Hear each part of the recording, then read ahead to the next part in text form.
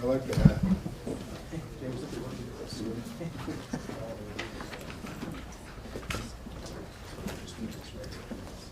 Oh. Easy enough.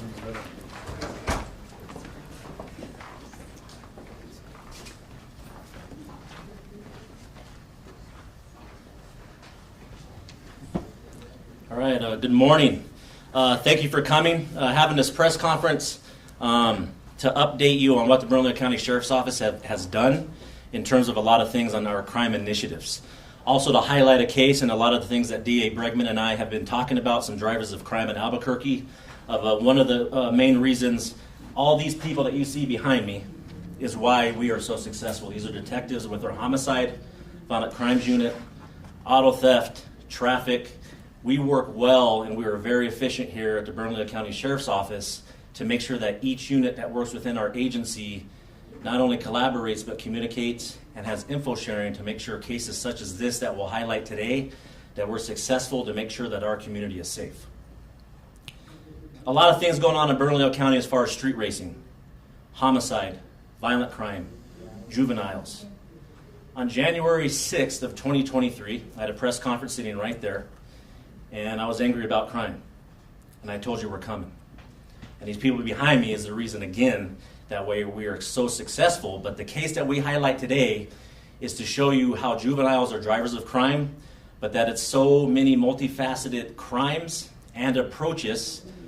Comes from misdemeanors to felonies to street racing to speeding to violent crime, all the way up to the tip of the spear, which is homicide, and which is a case that we will highlight today. As you will see on the screen, some of our racing operation stats: 5 misdemeanor arrests, 10 felony arrests, 24 race on highway cites and summons, 3 WI arrests, 1 gun recovered during these operations, 77 speeding cites, 264 other citations, 238 traffic stops.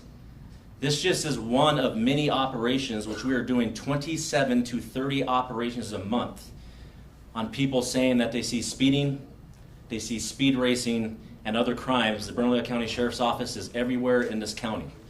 We cover over 1,000 square miles, and in the city of Albuquerque is 186 square miles, and we make sure that all are covered and that we are being proactive with what we are doing.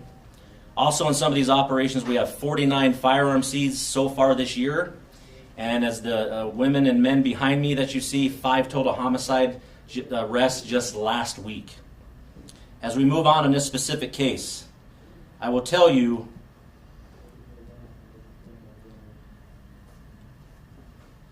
that speed racers, criminals, always use social media. But I will warn all the criminals out there, don't test us. We're going to come for you. If you're going to brag on social media, and I see videos myself of you running away from my deputies, not only putting them at danger, but our communities at danger, I take that seriously.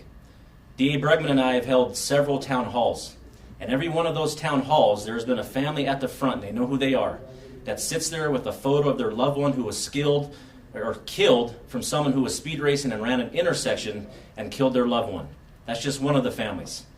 At the town hall, we promised them we would do something, and this is proof here today on what we are doing and what we are continuing to do. When you have any type of social media and you're looking at outrunning law enforcement, whether that's BCSO, any law enforcement entity, we're going to come after you. And also so the public knows your community is our number one concern. You are our number one concern for your safety. I take it personally when you try to call out my deputies and you run from us, I will find you and I will hunt you down. It's the bottom line. As you can see on the screen here from social media, highlighting aggravated fleeing, telling people to meet at Montgomery, different areas of the city, so they can meet up, speed race, shut down streets, and put our whole community at danger. Completely unacceptable. The drivers of these speed racing crimes, no matter what anybody in the community tells me, because I read every comment, you are wrong, we are right. Juveniles are drivers of crime in Bernalillo County. 3 arrests just from this, and the 2 that you see, I saw a lot of questions on social media. Why is the juvenile not pictured? We can't picture someone that's a juvenile. But here is a main point on this case, which involves speed racing, which goes into other violent crime charges, and the tip of the spear, which ended up in a homicide. Before I continue in that case, I am glad that we can at least bring the family of the victim some type of closure, even though it does not bring their loved one back. So we're working very hard and diligently through the collaboration that we have with DA Bregman's office to bring people to justice. Daniel Medrano Garcia and Mariano Gomez Salinas, so you see, the only reason their photos are up here is because they were booked into MDC and they're 18 years old. But please highlight that they were 17 years old as a juvenile when they committed and helped with this homicide. These are 3 more people, 3 more juveniles that have committed the tip of the spear homicide in our community. YSC, an email came out this morning. The max is 65. We have all warned you that the numbers would go up. This morning we are at 63. The numbers will continue to go up as we do proactive law enforcement activity. Other 3 people associated with this homicide and charged with open count of murder in the first degree, conspiracy to commit a felony, and tampering with evidence. You can see on the screen Alexandra Venegas, Thomas Jaramillo, and Carlos Salcedo. If you are associated, you help, you render aid in any type of crime or homicide, we are coming after you also. And let me also make myself clear. There's others that we are coming after for. You just don't know that we're looking at you. We're coming, I'm warning you. I'll take questions here in a minute, but I would like to leave it up to let DA Bregman say some words, and then for the case itself and some other operations that we're doing, I'll have Sergeant Scott McGee and Detective Cameron Carroll talk a little bit more specifically about the case, and then after that we'll take questions. Thank you, Sheriff, and thank you to the people that stand behind me and your entire department, Sheriff, for the work that you're doing, providing safety for our community. When it comes to these juveniles, this is another example of the terrible increase in violent crime among juveniles in our community. Unfortunately, it is also a testament to the fact that our juvenile criminal justice system is broken. Specifically, the charges in this case are as serious as it gets. 3 teenagers charged with first-degree murder. I will, together with my Chief Deputy Natalie Line, be personally prosecuting this case. This is a tragedy when we have children, teenagers being charged with murder. And what keeps me up at night is kids with guns. And we are at risk of losing a generation to gun violence. And while the suspects in this case are presumed innocent unless and until proven guilty in a court of law, I do believe this is an opportunity to talk about our juvenile criminal justice system in general. For at least the last decade, if a juvenile commits a crime, there has simply been no consequences. No meaningful attempt at teaching the child accused of the crime that their behavior is unacceptable. In fact, get this for a minute, if you will. The only way for a juvenile to spend a single night in the detention home is to use a gun in a crime. So, for example, if a 15-year-old steals a car every single night for a month, every night for a month he steals a car, he will not be detained for one night in the juvenile detention center.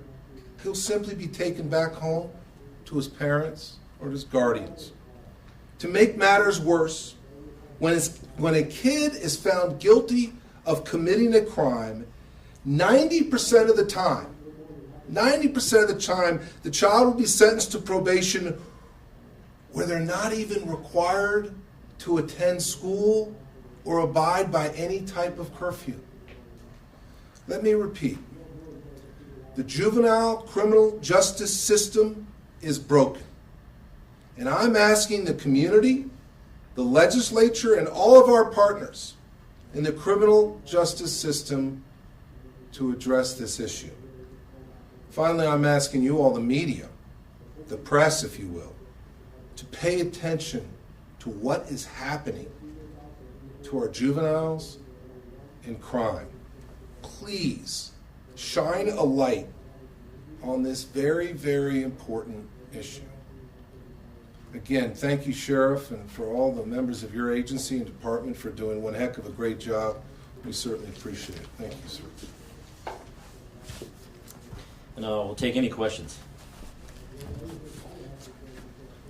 Natalie Karakiwi, can you tell us a little bit more about the case that ended with the deceased 16-year-old? Yeah, sure will. And what I'll do is for details, so you can speak to the person who did all the work and the people that stand behind me, I'll leave that up to Detective Cameron Curl.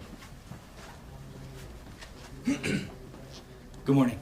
So my name is Cameron Carroll. I'm a detective with the Homicide Unit here at the Sheriff's Office.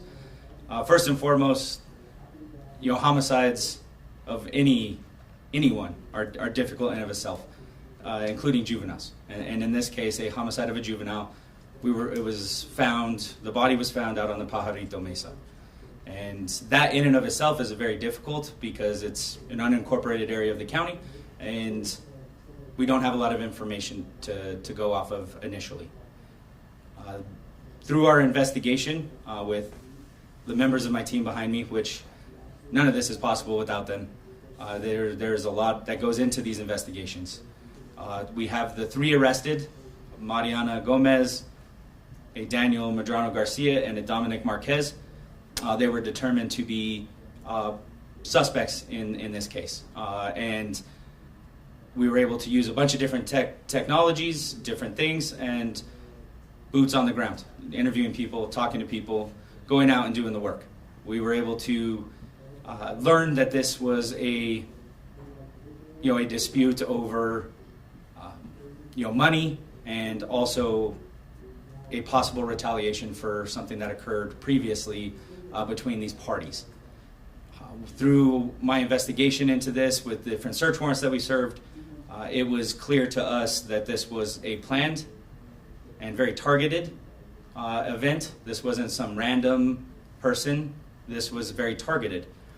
One thing I can say is in my affidavit for arrest warrant that was filed with the court when we took these 3 into custody, I can say that the callousness involved in this murder was eye-opening. I've investigated quite a few homicides now, and this was one that was very appalling because you have very young individuals, 16, 17, 18 years old, talking about things like I'm talking to you now, but talking about violent crime in a way that makes it seem okay. And it's not okay. I mean, this was something that was done, and it was very targeted. So that's why we obtained the arrest warrants that we did: first-degree murder, kidnapping, armed robbery, conspiracy, tampering with evidence. I think we have a very solid case, which led to a very quick resolution to this case. It started May 17th. A murder happened May 18th. We found the body May 19th. And then on June 27th, we took 3 individuals into custody for this case. So quick follow-up question, how was the body found? It's a pretty remote area. So it was a passerby that thought it was some type of a trash, something that had just been thrown out, and then when they got closer, they realized what it was, and they called 911 to report it. Follow up as well on that investigation. Tamara Lopez, 24. Do you want to talk about how social media played a role in this case as well? I know the sheriff mentioned these teens are bragging about their crimes openly online nowadays. Yes, ma'am. Social media plays a role in everyday life now. I mean, you can't go. It's hard to go a day without seeing some type of social media. It can be a blessing and a curse. As far as an investigative tool, it's extremely helpful. And in this case, there are items of evidentiary value that I can't really get into. However, all of them had social medias, and they will be and have been looked into. And I'm sure as the case goes forward, we will be using those profiles. Hi, Gregory with the Albuquerque Journal. I was wondering what were some of the challenges you guys faced during the investigation? So initially, it's a remote area, and we have no really identifiers of who this person is. We knew right away that we were probably dealing with somebody that was young, just given the physical appearances. But we start with a deceased individual. No name, nothing. And it's our job to put the pieces together, put the puzzle together, and to figure it out. One of the difficult things with juveniles is working with JPO, working with the Juvenile Probation Office, working with these individuals. It presents challenges because juveniles are difficult to arrest. It's hard to get the outcomes that we want with them, no matter, it seems like, the cases that we put together. So that in and of itself is difficult. The age makes it a little more difficult, but that doesn't stop us. It's still my team and I, we're used to it, and so we know how to work around it. Sergio with Telemundo. Was the victim that was found, did he have shots in his body? So we can say that he suffered from at least one gunshot wound. Also, I'd like to address the community members that contacted our office. Like I said, it takes a community that helps solve crimes and make it safer. Thank you. You know who you are. You know who gave us the info. People are tired of the street racing. People are tired of all the crime. If it wasn't for our community, our eyes and ears, like I said before, you're our detectives also. Please keep giving us information. Please keep reporting on the crimes. Please keep commenting on social media. The areas that you see, that's very important to us. The next thing I'd like to do is call Sergeant Scott McGee up here to outline some of the challenges, and I know some of the questions that were asked, but what we've been doing as far as traffic offenses and the street racing that we do see. I'd like you to see it from his perspective and someone that's out there every day. So Sergeant McGee, please. Good morning. Like I said, my name is Scott McGee. I'm the Sergeant of the Traffic Investigations Unit for the Bernalillo County Sheriff's Department. Beginning in April, we started conducting numerous operations monthly where we're targeting aggressive driving, street racing throughout the community. This is county-wide. We've conducted numerous operations. We utilize a lot of information that has been given from the public. We get a lot of tips that are called in. There's a lot of people in the car community that they want to have fun in a legal and safe way. They want to get out and show their cars and enjoy them, we encourage that greatly. But there's also another aspect of that community that thinks that criminal activity is what is going to get the draw. So they create accounts, they try to highlight their criminal activity, fleeing from law enforcement. I just want to emphasize how dangerous that sort of activity can be. Dangerous driving in general. Unfortunately, traffic laws are often looked at as not real crimes. I can't tell you how many times I have heard that. But all it takes is one small change in chain of events for somebody to lose their life. And then that small crime becomes a felony, a homicide charge that you're going to have to deal with. It can change your life. It changes families' lives. So I assure you, we are going to continue these operations, and through these operations, we have seen how egregious and blatant some of these drivers can be, because I think that they feel that they're untouchable and they can get away with it. But we've had numerous advances, and we have a lot of ways to find you and catch you. I can assure you that, and we will follow up. We've had some success. We've already made some arrests, and we will continue to do so. These operations have no end in sight. We are going to continue them for the foreseeable future, aggressively targeting this sort of driving so everybody can have a safe community to live in and drive in.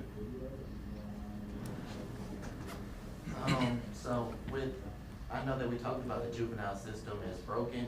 With the upcoming legislative session and violent crimes will be talked about there. What is something that you all would like to see from the lawmakers? I'll defer that to the sheriff. I think at this point, since the special session is coming up on the 18th, I think the governor has been focusing on competency and a couple of other bills.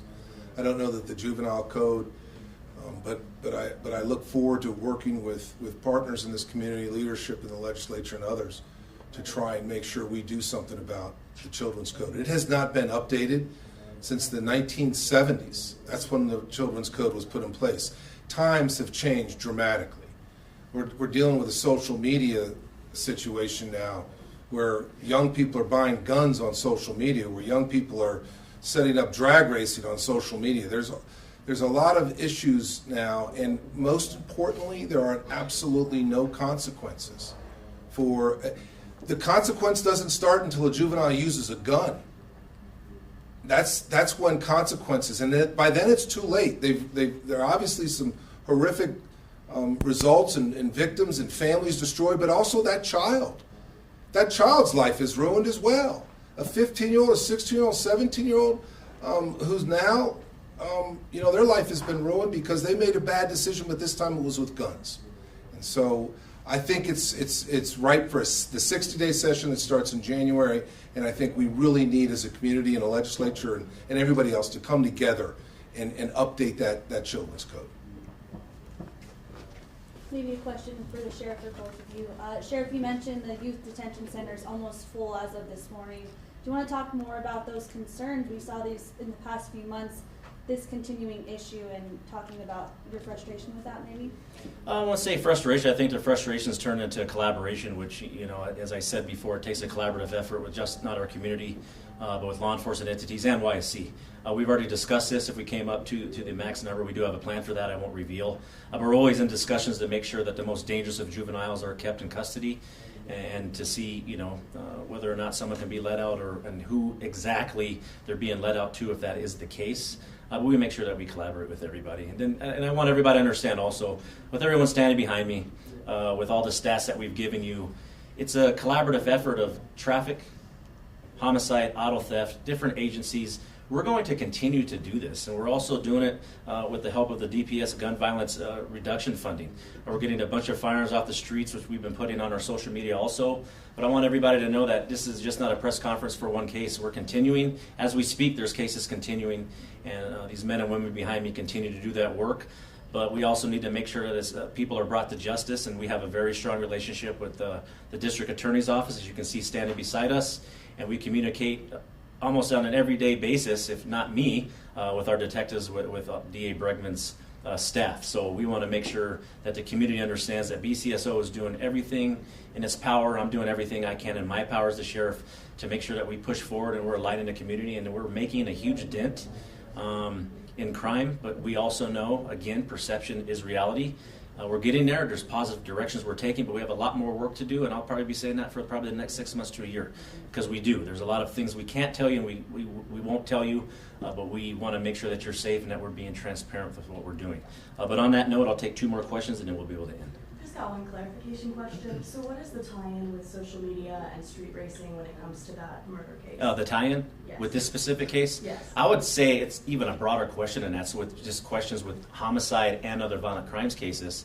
Everybody likes to put what they do on social media, as the detective said. Social media is the day and age that we live in, and a lot of people have it and some don't. But that's how we get our news and our info. They want to highlight the crime that they're doing. The new thing is to call out specifically to this case, as you asked, specifically call out my agency. I'm not having it. You want to call me out, I'm coming to get you. You're just bringing attention to yourself. Social media is also a way to communicate also with people who want to be involved in crime and the areas and juveniles that are susceptible to going into the path of crime. They think it's cool. It's not. And that's another reason I'm holding this press conference, to say we're going to get you. You're going down a dead-end road. Be productive in a community and do something positive. This only goes so far. I've been speaking to high schools. DA Bregman's been speaking to high schools. I've been speaking to middle schoolers. I think it's cool for a short moment, not knowing that they're ruining the rest of their lives. And even though they're in a juvenile and I think there's not any consequences, and I know there was a bunch of questions on that, we're coming on the law side also to help with the children's code. So we'll get into that a bit later, but we're looking at every facet that we can to improve our community, and that's the message that we're sending. So don't be an idiot on social media, really. So is that how these suspects were identified? Did they call out your... Multiple ways, just not calling out. Like I said, with the community, I thank people and they know who they are. I get questions and tips and stuff on social media all the time, and phone calls. I make constituent calls and emails. I do that probably till midnight every night. And then I was sifting through items and seeing all these things about street racing. That's why we started coming up with a bunch of different operations. I see the complaints. I really do look at the comments on social media, whether people think and they call each other out all the time. That's a lot of info. And they also say, hey, we're trying to look at these areas. I wish you would hit speeding in this area, cores and 40, cores and wherever. I really do pay attention to all that because that's how we pick out all the hot spots with the technology we're involving also. So it's very important to us. Yes, Sheriff, what, with the updating of the 1970 codes and all that, just looking to the future, what crimes should juveniles be charged as adults? You know, serious violent crimes. And what I'll do, and not to deflect on your question, because there's some other things I have a meeting on later today on it. 3 things that I brought was, as you saw, 17 and 18-year-olds on the screen. When will they be booked into jail and not YSC? Other crimes are also with use of force when you're involving juveniles. And also I've interviewed a bunch of JPOs and staff that work with juveniles, and they have a myriad of issues that they would like us to address with lawmakers, which our time will come for that. Right now we're making sure we're getting all of our, I wouldn't say intelligence, but all of our research done and completed to make sure that we can take something for verbiage to be addressed. Everybody's not going to agree with us in the whole children's code. That's huge. But when you say, 1970, 1978, that's a long time ago. Times have changed. It's not even keeping up with social media and all of the things that we're seeing with juveniles and how blazing and how they're not worried about even any consequence. That's something that we truly want to address. They are the drivers of crime in our community, and they're putting us at danger.